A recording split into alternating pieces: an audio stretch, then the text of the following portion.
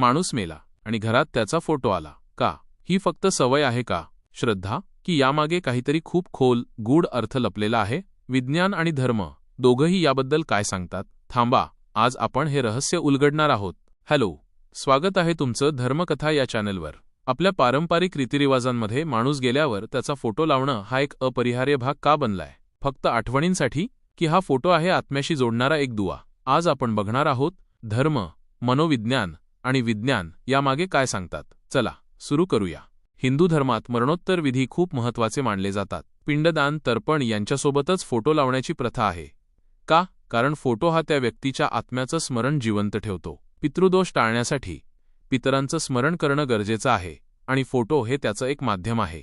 काही घरांमध्ये तर पिढ्यानपिढ्यांचे फोटो एका विशिष्ट ठिकाणी लावले जातात, जसे देवघराजवळ किंवा एका विशिष्ट भिंतीवर, जेणेकरून कुटुंबातील सदस्यांना त्यांच्या पूर्वजांची आठवण राहावी आणि त्यांच्याकडून प्रेरणा मिळावी.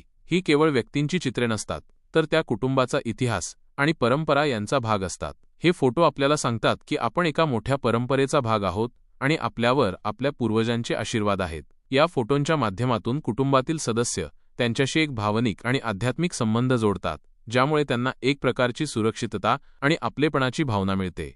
श्रीमद भगवद्गीतेत सांगितलंय, माणूस मेला तरी त्याची स्मृती, त्याचं कर्म टिकून राहतं. फोटो लावणं ही त्या स्मृतीला आणि श्रद्धेला दिलेली आदरांजली आहे. पुराणांमध्येही पितरांचा आदर आणि त्यांच्याशी नातं जोडण्याचं महत्त्व सांगितलंय. गरुड पुराणानुसार मृत व्यक्तीच्या आत्म्याला शांती मिळावी यासाठी काही विधी केले जातात आणि फोटो लावणे हे देखील त्यापैकीच एक मानले जाते. तसेच काही मान्यतांनुसार फोटो लावल्याने मृत व्यक्तीची सकारात्मक ऊर्जा घरात टिकून राहते आणि कुटुंबाचे संरक्षण करते. या ऊर्जेमुळे घरात शांतता आणि सकारात्मक वातावरण निर्माण होते, असा अनेकांचा अनुभव आहे. काही लोक तर असेही मानतात की फोटोतील व्यक्ती त्यांच्या स्वप्नात येतात किंवा त्यांना काही विशिष्ट परिस्थितीत मार्गदर्शन करतात.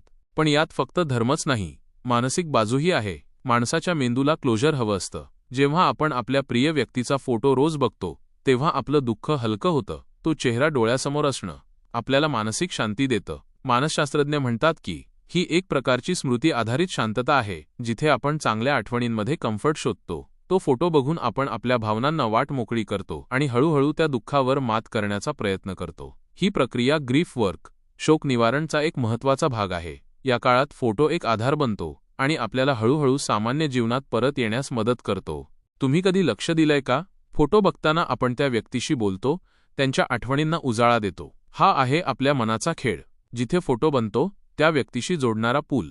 अनेकदा कठीण परिस्थितीत आपण त्या फोटोकडे पाहून धीर धरतो, जणू काही ती व्यक्ती आपल्याला मार्गदर्शन करत आहे किंवा आपल्या पाठीशी उभी आहे. हा केवळ एक मानसिक आधार नसतो, तर आपल्या मनात असलेल्या त्यांच्याबद्दलच्या प्रेमळ भावनांना व्यक्त करण्याचा एक मार्ग असतो. त्यांच्यासोबतच्या सुंदर क्षणांना आठवून आपण पुन्हा एकदा त्या भावनांमध्ये रमून जातो आणि त्या आठवणींच्या माध्यमातून त्यांच्या अस्तित्वाची जाणीव ठेवतो. विज्ञान काय सांगतं? काही मनोविश्लेषक म्हणतात, फोटो बघणं ही आहे एक ग्रीफ मॅनेजमेंट टेक्निक. जेव्हा आपण फोटो बघतो, तेव्हा आपला मेंदू त्या व्यक्तीच्या आठवणींना प्रोसेस करतो. यामुळे आपल्याला शांतता मिळते. मेंदूतील हिप्पोकॅम्पस नावाचा भाग आठवणींशी जोडलेला असतो आणि फोटो पाहिल्याने तो सक्रिय होतो, ज्यामुळे भावनिक प्रक्रिया सुलभ होते. तसेच व्हिज्युअल कॉर्टेक्स चेतना केंद्राला तो चेहरा परिचित वाटल्याने एक प्रकारची सुरक्षिततेची भावना निर्माण होते. काही अभ्यासांमध्ये असेही दिसून आले आहे की प्रिय व्यक्तीचा फोटो पाहिल्याने तणाव कमी होतो आणि सकारात्मक भावना वाढतात. या व्यतिरिक्त प्रीफ्रंटल कॉर्टेक्स नावाचा मेंदूचा भाग भावनांवर नियंत्रण ठेवण्यास मदत करतो आणि फोटो पाहिल्याने या भागाची क्रियाशीलता वाढू शकते, ज्यामुळे दुःखावर नियंत्रण मिळवणे शक्य होते. आणि एक गोष्ट, जे लोक आत्म्याच्या अस्तित्वावर विश्वास ठेवतात ते म्हणतात की फोटोमध्ये एक विशिष्ट ऊर्जा असते. मग ती ऊर्जा खरंच आहे का, की हा फक्त आपला विश्वास आहे? याचा विचार करायला लावणारा आहे, नाही का? क्वांटम फिजिक्स काही सिद्धांतांमध्ये ऊर्जा आणि चेतना यांचा संबंध सांगितला जातो, पण याला कोणताही थेट वैज्ञानिक पुरावा नाही. तरीही लोकांचा अनुभव आणि श्रद्धा याला महत्त्व आहे. काही लोक तर असा दावा करतात की त्यांना फोटोतील व्यक्तीची उपस्थिती जाणवते किंवा त्यांच्याकडून काही संकेत मिळतात. या अनुभवांना केवळ भावनिक किंवा मानसिक दृष्टिकोनातून पाहणे योग्य नाही, कारण अनेकदा याचे तर्कसंगत स्पष्टीकरण मिळत नाही. या संदर्भात पॅरानॉर्मल घटनांचा अभ्यास करणारे लोक अनेक दावे करतात, पण त्यांची सत्यता अजूनही पूर्णपणे सिद्ध झालेली नाही. पूर्णविराम. आपल्याकडे फोटोजवळ दिवा लावणं, फुलं ठेवणं याला खूप महत्त्व आहे.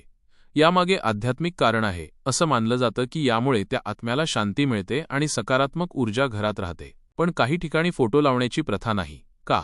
कारण काही समुदायांचा असा विश्वास आहे की फोटो लावल्याने आत्मा तिथेच अडकून राहतो आणि त्याला मुक्ती मिळत नाही. त्यांच्या मते मृत्यूनंतर आत्म्याचा प्रवास सुरू असतो आणि त्याला अडथळा आणणे योग्य नाही. काही संस्कृतींमध्ये तर मृत व्यक्तीच्या वस्तू किंवा फोटो विशिष्ट काळानंतर घरातून काढून टाकले जातात, जेणेकरून त्या आत्म्याला पुढील प्रवासाला कोणताही अडथळा येऊ नये. या दोन्ही विचारधारांमध्ये मृत व्यक्तीच्या आत्म्याबद्दलची काळजी आणि आदर दिसून येतो. यावरून हे स्पष्ट होते की प्रत्येक समुदायाची आणि व्यक्तीची श्रद्धा वेगळी असू शकते आणि त्याचा आदर करणे महत्त्वाचे आहे. पूर्णविराम. म्हणजे एकीकडे फोटो लावणं ही श्रद्धा, तर दुसरीकडे न लावणं ही श्रद्धाच. खरंच आपल्या परंपरांचं वैविध्य किती सुंदर आहे. दोन्ही पद्धतींमध्ये त्या व्यक्तीबद्दलचा आदर आणि प्रेम दिसून येतं. फक्त तो व्यक्त करण्याचा मार्ग वेगळा आहे. महत्त्वाचं हे आहे की आपल्या भावना शुद्ध असाव्यात आणि त्या व्यक्तीच्या आत्म्याला शांती मिळावी, हाच आपला उद्देश असावा. कोणती पद्धत योग्य आहे यापेक्षा आपल्या भावनांचा आणि श्रद्धेचा आदर करणे अधिक महत्त्वाचे आहे. यासोबतच कुटुंबातील सदस्यांची समजूत आणि त्यांची मानसिक स्थिती विचारात घेणे देखील आवश्यक आहे. पूर्णविराम.